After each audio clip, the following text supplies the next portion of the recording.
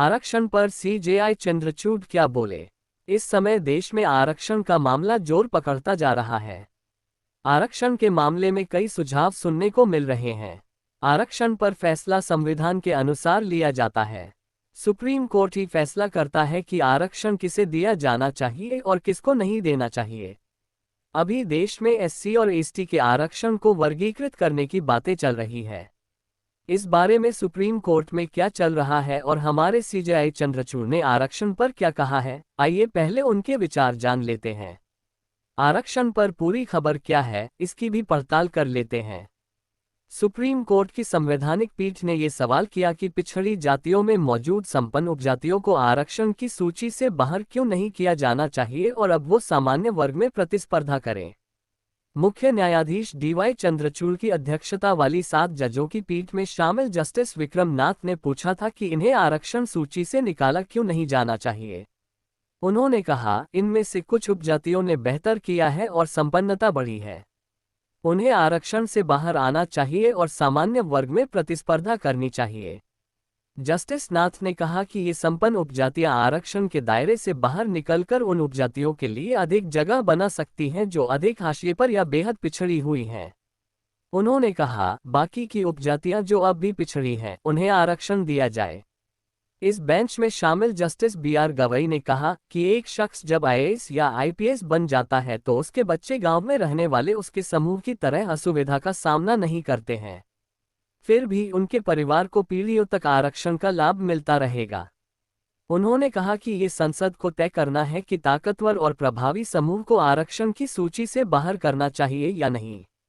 मुख्य न्यायाधीश चंद्रचूड़ ने ये संकेत दिया कि आरक्षण की अवधारणा में इसमें कुछ निकालना भी निहित हो सकता है। उन्होंने मौखिक रूप से कहा कि पिछड़ी जातियों के लिए सीट आरक्षित करने के लिए निश्चित रूप से अगड़ी जातियों को बाहर किया गया था, लेकिन ये संविधान की अनुमति से हुआ था, क्योंकि राष्ट्र औपचारिक समानता नहीं बल्कि वास्तविक समानता में विश्वास रखता है।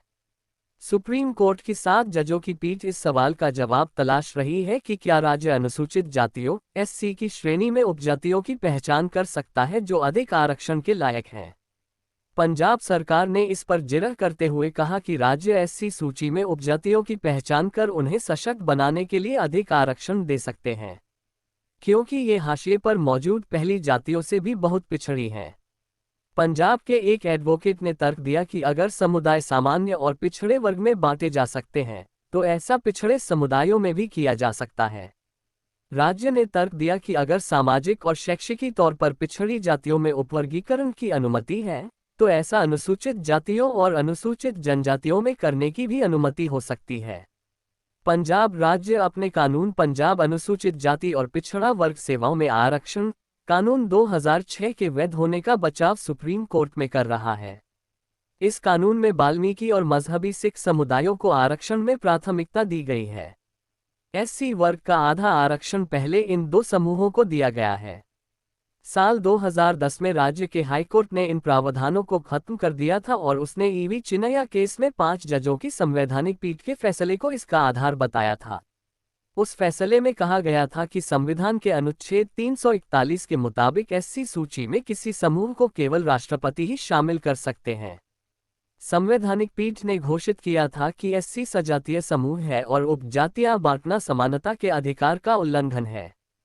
गुरमिंदर सिंह ने तर्क दिया कि 2006 के कानून में उपजातियां बांटना समानता का उल्लंघन नहीं बल्कि समानता के सहायता के रूप में है।